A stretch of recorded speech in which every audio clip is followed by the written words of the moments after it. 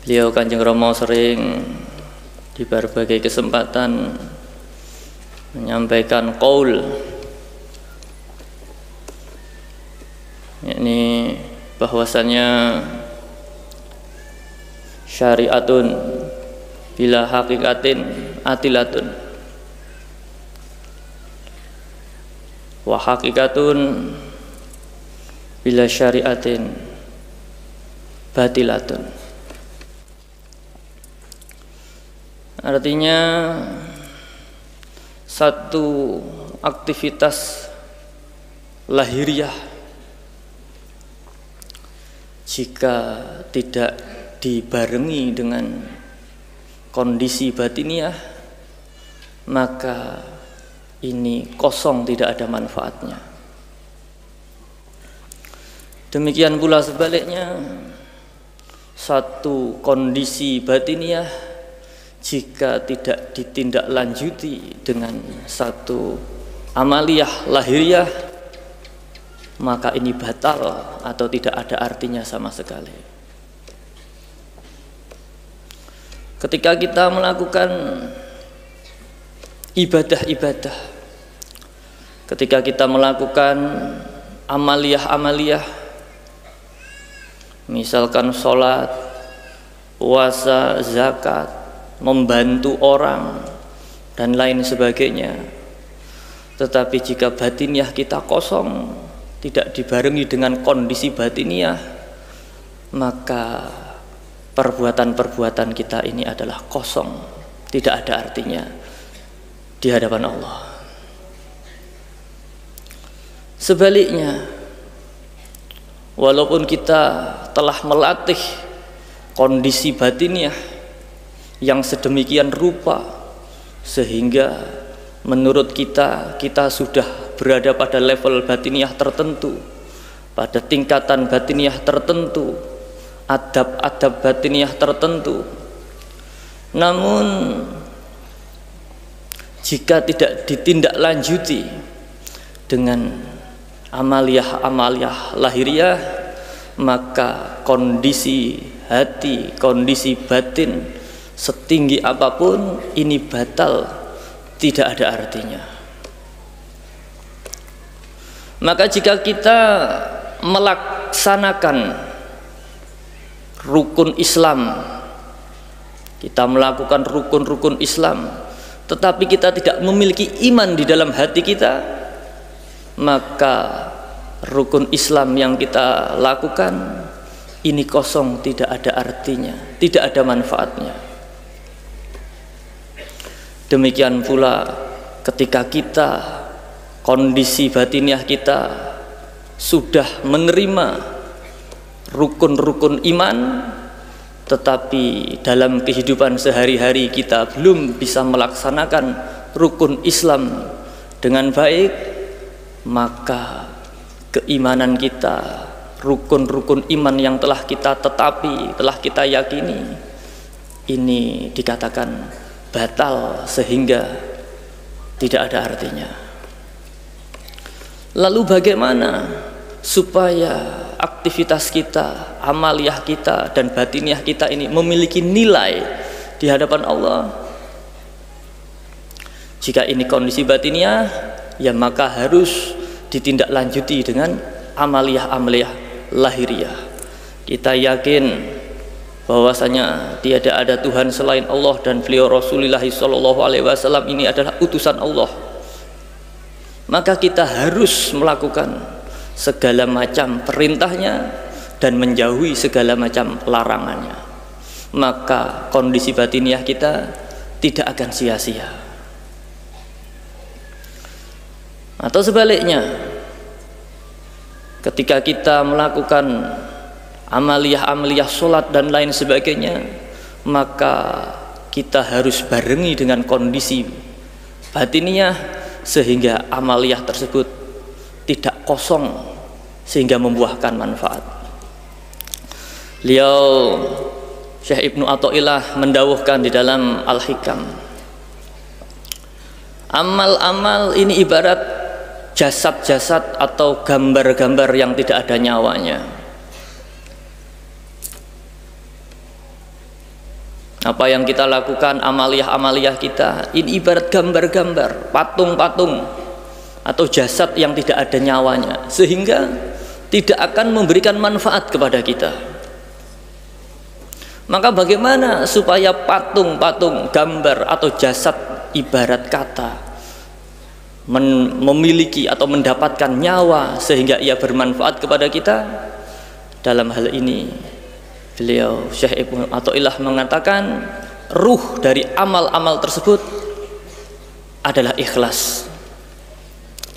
Maka jika kita berbuat amal tetapi tidak ada keikhlasan di dalam hati kita, amal-amal tersebut tidak ada manfaatnya bagi diri kita, bagikan jasad-jasad atau patung, gambar-gambar yang tidak bernyawa.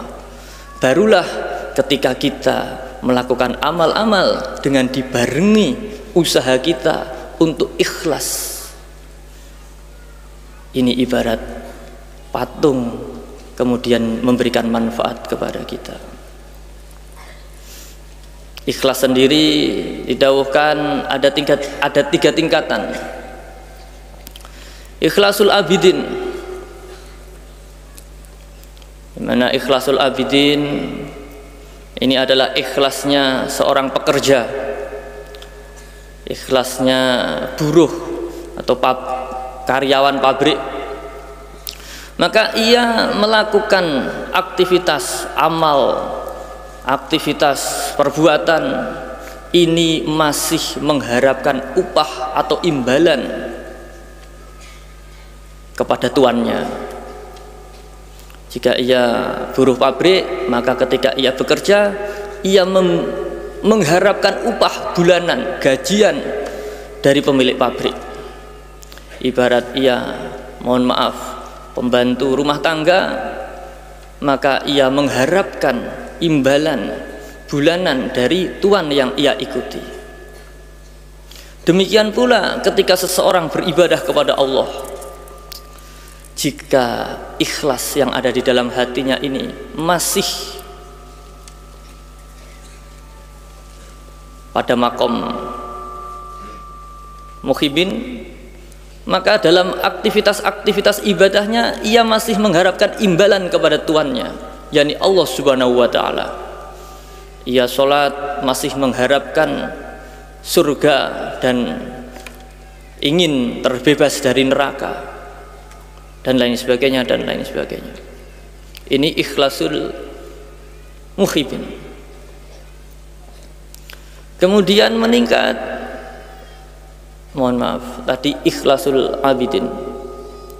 Kemudian meningkat ikhlasul muhibin, dimana ikhlasul muhibin ini adalah ikhlasnya seseorang yang telah mencintai kepada tuannya, sudah memiliki himmah, rasa gandrung terhadap tuannya, sehingga ia bersedia melakukan apa saja yang diminta oleh kekasihnya tanpa mengharapkan imbalan apapun. Ia mencintai seseorang, maka ia ikhlas mau melakukan apa saja demi menyenangkan orang yang dicintai. Seorang suami mencintai istrinya, seorang istri mencintai suaminya, orang tua yang mencintai anaknya, dan lain sebagainya. Mereka melakukan aktivitas-aktivitas untuk menyenangkan orang yang dicintai tanpa mengharapkan imbalan atau upah sama sekali. Hanya dorongan rasa cinta yang mendalam, sehingga ia mau ikhlas melakukan apa saja, berkorban apa saja demi seseorang yang ia cintai. Namun didawuhkan dalam maqam ikhlasul muhibin ini masih ada keakuan di dalam hatinya.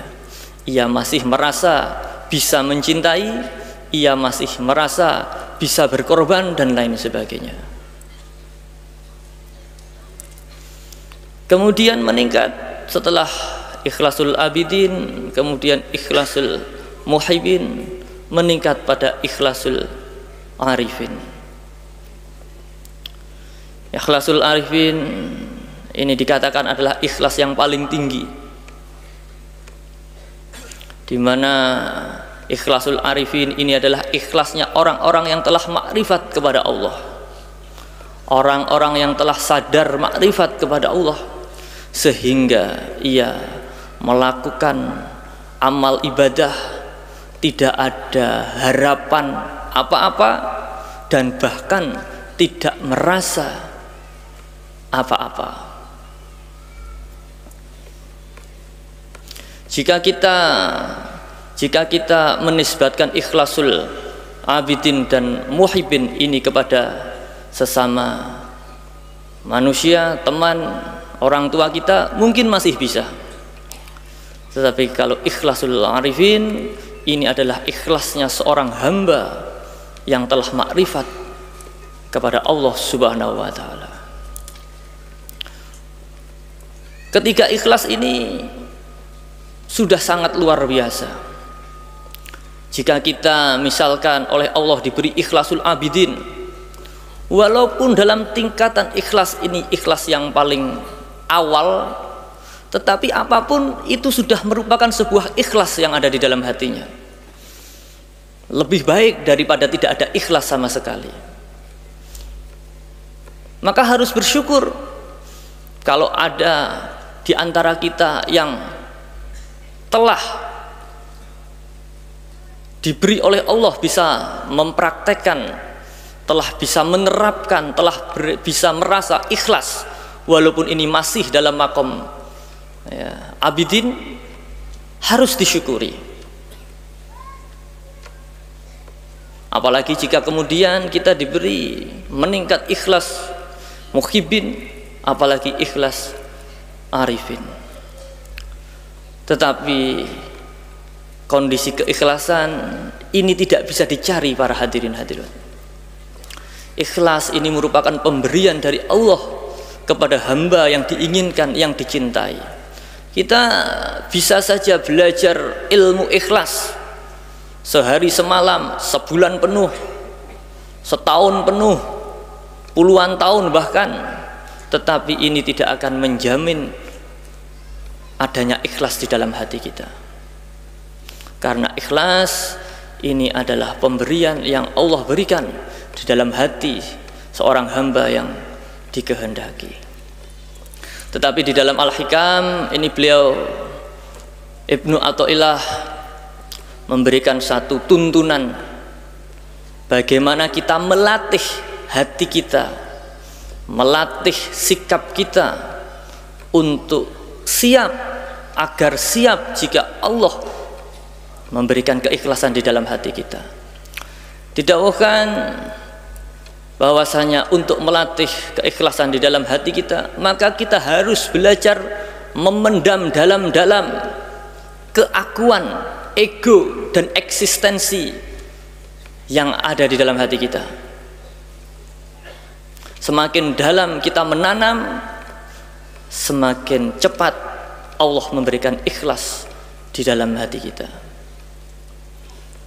Digambarkan jika seseorang yang tidak menanam dirinya ini, maka ibarat biji-bijian yang tidak ditanam, hanya ditempatkan di permukaan tanah, maka ia akan kering, terkena matahari, tersapu angin, bahkan dimakan oleh binatang, entah itu burung atau mungkin ayam.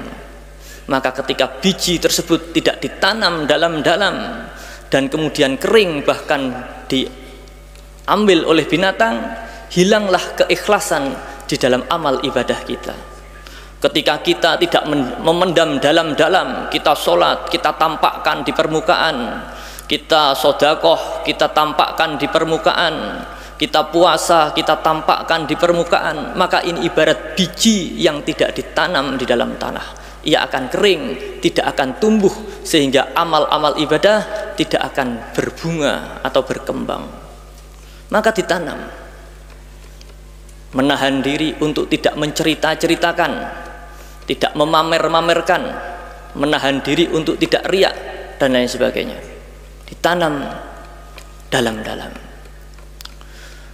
Maka ketika biji tersebut telah ditanam di dalam tanah yang dalam, tidak ada orang yang tahu bahwasanya di sana ada biji yang kelak akan tumbuh menjadi pohon yang berbunga bahkan berbuah dengan lebat. Demikian pula amal-amal ibadah kita. Ketika kita menutup rapat, memendam dalam-dalam, tidak memamer-mamerkan, maka ia akan tumbuh keikhlasan di dalamnya, dan ini akan dinilai sebagai amal ibadah oleh Allah Subhanahu wa ta'ala.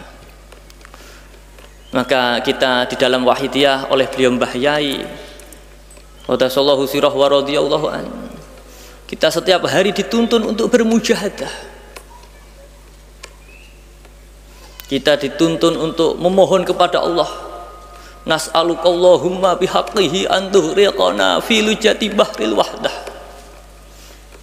Kalau Syekh Ibnu Athaillah menggambarkan ditanam di dalam tanah dalam-dalam, beliau Mbah Yai menggambarkan ditenggelamkan dalam samudra keesaan Allah. Nas'alukallahumma bihaqqihi an tuhriqana fi lujati bahril wahdah. Maka ketika kita diajak tenggelam dalam palung samudra keesaan Allah, kemudian kita diajak untuk merasa hatta la nara wa la nasma wa la najida wa la nuhisa wa la nataharraka wa la naskuna illa biha. Kita diajak untuk tidak melihat, diajak merasa untuk tidak melihat, tidak mendengar, tidak merasa, tidak menemukan, diam pun tidak, tetapi semua aktivitas kita ini semata-mata adalah karena Allah Subhanahu wa ta'ala. Maka jika di dalam diskursus ilmiah, di sana ketika banyak bencana alam yang bermunculan, yang mana diakibatkan dari gaya hidup manusia yang tidak menghargai ekosistem alam, maka di dalam diskursus ilmiah tersebut banyak sekali ya kampanye untuk mengajak yang sebelumnya ini manusia human self existent diajak menjadi coexistent, kooperatif eksisten, keberadaan yang saling mengisi antara manusia dan lingkungan.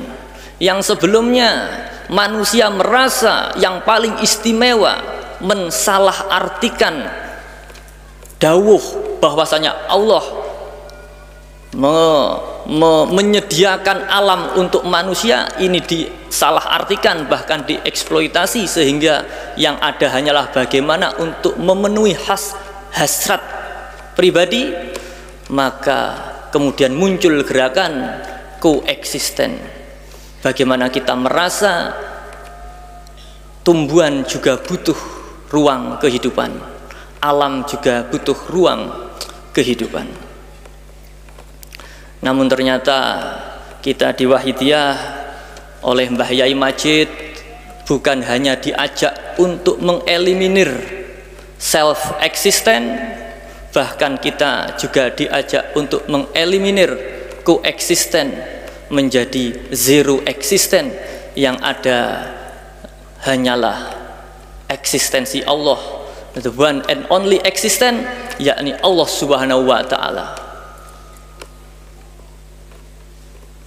Allahumma ya wahidu ya ahad ya wajidu ya jawad. Dia Mbah Yai senantiasa mengajak kita demikian. Maka jika kita sebagai makhluk ini sudah betul-betul bisa menerapkan zero existent di dalam hati kita, maka kita sudah mengarah pada arah yang tepat untuk mendapatkan karunia Allah, yakni berupa keikhlasan di dalam hati kita, yang kemudian keikhlasan tersebut menjadi ruh, menjadi nyawa dari amal-amal perbuatan kita, sehingga apa-apa yang kita lakukan ini betul-betul bernilaikan ibadah, sehingga kita bisa menerapkan bahwasanya Allah menciptakan wa ma khalaqtul jinna wal insa illa liya'budun, bahwasanya Allah menciptakan jin dan manusia semata-mata hanyalah untuk mengabdikan diri kepada Allah Subhanahu wa taala. Maka banyak pengamal para hadirin hadirat yang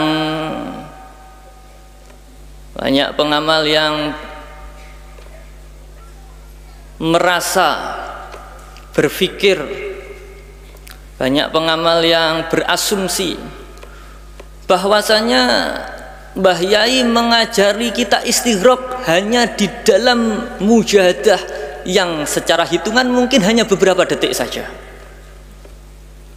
Kita ketika mujahadah sebelum berdoa, di sana dalam rangkaian sholawat wahidiyah ada satu waktu yang secara khusus mengajak atau mengkondisikan hati untuk istighraq. Biasanya Kanjeng Rama menuntun istighraq, coba istighraq, tarik nafas dalam-dalam, kemudian menahan nafas, kemudian nidak ya Sayyidi ya Rasulullah 7 kali, fafirulillah 7 kali, dilepaskan lagi perlahan-lahan. Kanjeng Rama biasanya mengajarkan demikian. Dulu ketika saya masih kecil, ini diajarkan demikian. Tetapi sejatinya istighraq bukan hanya 1, 2 detik, 10 detik, 20 detik di dalam rangkaian mujahadah, tetapi istighraq adalah sepanjang waktu 24 jam para hadirin hadirat. Istighraq yang katakanlah 5, 10 atau 20 detik di dalam rangkaian mujahadah tersebut, ini adalah simbol untuk mengajari, untuk mencontohkan. Inilah istighraq, ini untuk mengajari, satu simbol saja. Tetapi hakikatnya istighraq 24 jam. Sejak kita awal mujahadah, hendaknya kita sudah menerapkan istighraq di dalam hati kita. Maka ketika kita bermujahadah, kita sudah berada pada dasar lautan samudra keesaan Allah. Bukan ketika mujahadah Al-Fatihah awal kita masih merasa eksis, zero eksistennya muncul hanya ketika istighraq sebelum berdoa saja, tidak. Tetapi seluruh dalam rangkaian mujahadah tersebut hendaknya kita kondisi batiniahnya dalam keadaan istighraq, tenggelam dalam samudra keesaan Allah para hadirin hadirin. Bahkan bukan hanya ketika mujahadah saja, 24 jam 24 jam dalam keadaan istighraq. Hatta la nara wa la nasma wa la najida wa la naskunna illa biha para hadirin hadirin. Mulai bangun tidur sampai tidur lagi, bahkan termasuk tidur itu sendiri para hadirin hadirin. Maka Kanjeng Rama juga pernah menceritakan para hadirin hadirat, Kanjeng Rama pernah menceritakan, Rama didhawuhi oleh beliau Mbah Yai Majid. Mbah Yai Majid pernah dawuh kepada Kanjeng Rama. Mbah Yai dawuh kepada Kanjeng Rama, aku oleh Allah sudah bisa diberi, aku oleh Allah diberi tidak tidur dalam keadaan tidur. Maka nuwun sewu bahasanya Mbah Yai kepada Kanjeng Rama, maka aku ngerti nalika ibumu masuk kamar, aku ngerti yang dimaksud Mbah Nyai Sofiah.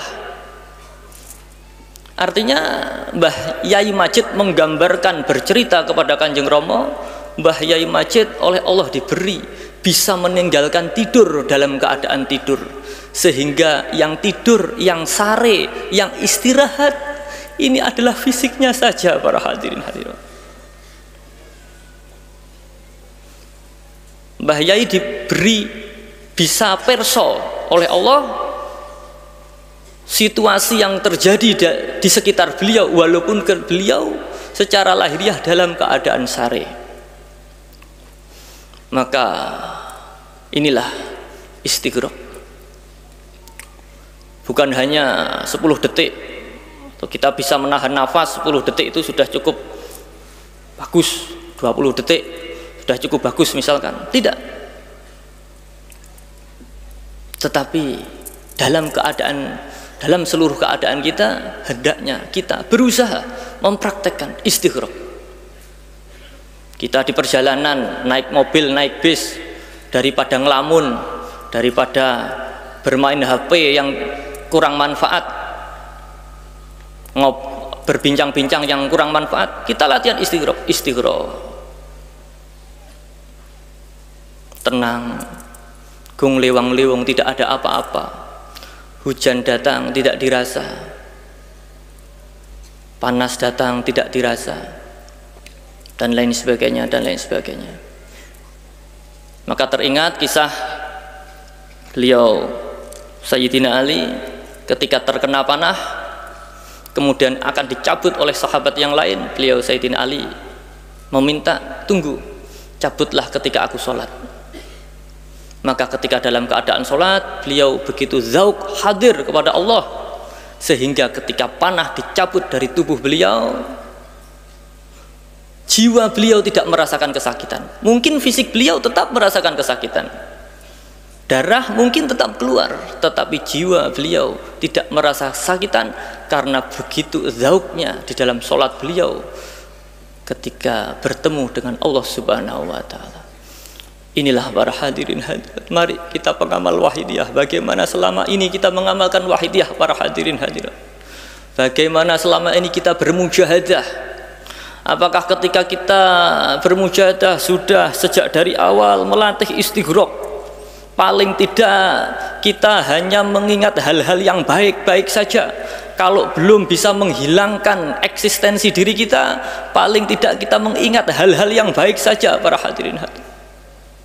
Sudahkah kita mujahadah sejak dari awal membaca Al-Fatihah ila hadrati beliau Rasulullah sallallahu alaihi wasallam wa ghosi hada zaman radhiyallahu an? Kita betul-betul bisa menghadap kepada beliau Rasulullah sallallahu alaihi wasallam wa ghosi hada zaman radhiyallahu an, para hadirin.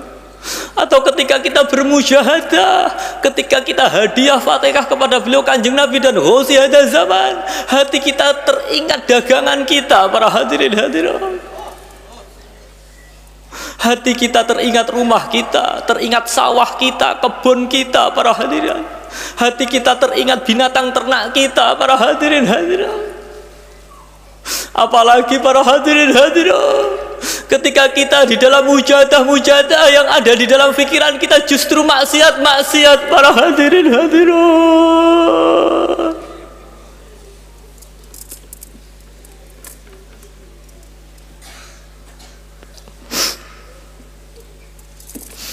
Untuk itu mari para hadirin hadirat,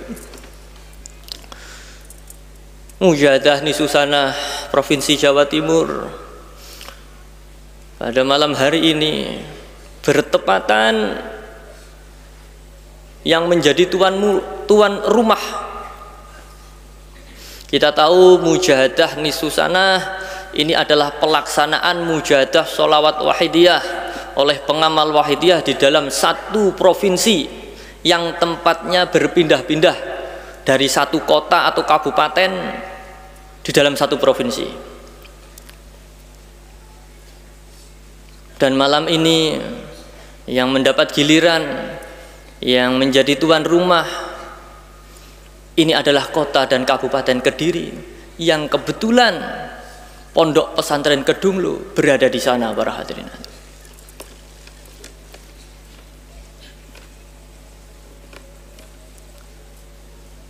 Mujahadah Nisusana berada di kota atau kabupaten Kediri terakhir kali, insya Allah kalau saya tidak salah ingat, itu tahun 1992 kalau tidak salah. Tahun 92 ini mujahadah Nisusana Provinsi Jawa Timur diadakan di kota dan kabupaten Kediri. Insya Allah tempatnya di Lapangan Ngeronggo. Tahun 92 saya masih belum paham apa-apa, saya masih kecil. Tahun 92 jika kita hitung, ini kurang lebih 3 tahun dari beliau Mbah Yai wafat, para hadirin hadirin.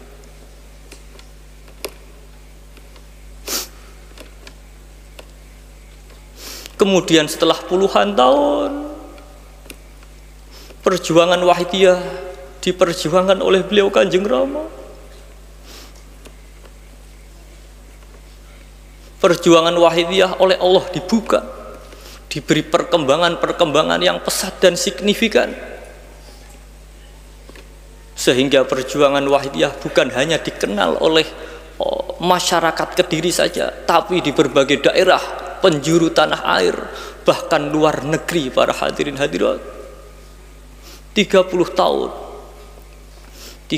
tahun beliau berjuang, memperjuangkan perjuangan Wahidiyah para hadirin hadirat.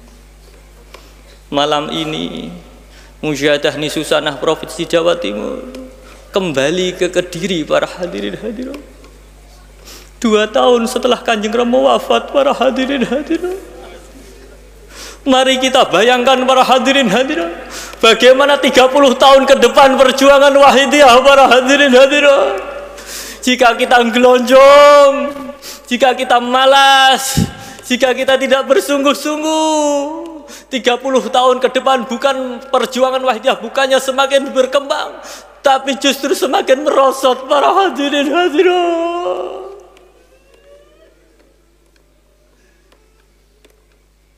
Jika kita hanya bermujahadah, secara niat lahiriah saja para hadirin, maka kosong para hadirin hadirat. Jika kita tidak memohon dengan sungguh-sungguh, maka ikhlas tidak datang di dalam hati kita para hadirin hadirat. Sehingga mujahadah yang akan kita lakukan kosong semua para hadirin hadirat. Mari para hadirin hadirat, beliau Kanjeng Rama telah berjuang sedemikian rupa mengembangkan perjuangan Wahidiyah, melanjutkan cita-cita beliau Mbah Yai Qaddasallahu sirrahu wa radhiyallahu anhu. Jika kita tidak sungguh-sungguh, kitalah yang menghancurkan perjuangan Wahidiyah para hadirin hadirat. Al-Fatihah.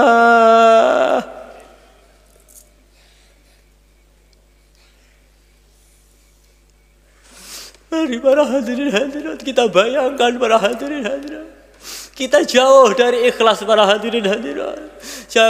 Jangankan ikhlasul arifin, jangankan ikhlasul muhibbin, ikhlasul abidin saja kita jauh para hadirin hadirat.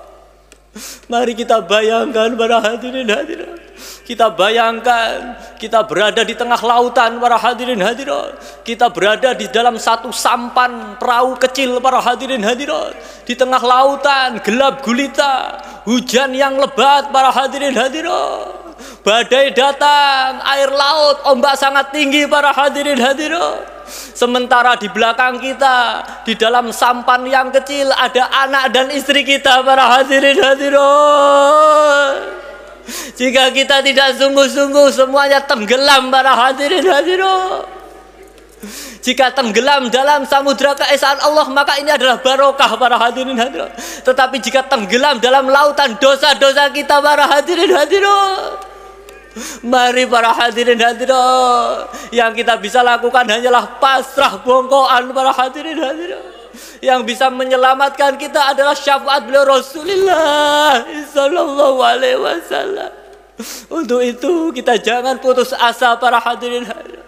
Dalam kepasrahan kita jangan putus asa akan syafaat beliau Rasulullah sallallahu alaihi wasallam. Mari saat ini juga kita bermujahadah para hadirin, mujahadah Nisusanah Jawa Timur para hadirin hadirat. Rangkaian acara mujahadah di dalam Wahidiyah yang paling inti adalah ketika kita bermujahadah para hadirin hadirat. Prakata panitia, protokol, kuliah Wahidiyah, bahkan fatwa ini hanya pengantar-pengantar saja para hadirin hadirin. Percuma kita mendengarkan pembahasan-pembahasan, kita mantuk-mantuk, tetapi ketika kita mujahadah hati kita kosong, percuma para hadirin hadirin. Untuk itu mari jenengan jauh-jauh dari daerah masing-masing. Kita sudah beberapa saat, beberapa tahun tidak bisa berkumpul bersama-sama untuk bermujahadah para hadirin hadirat. Jangan sampai kita sudah diberi kesempatan oleh Allah kemudian kita sia-siakan. Para hadirin hadirat, Al-Fatihah.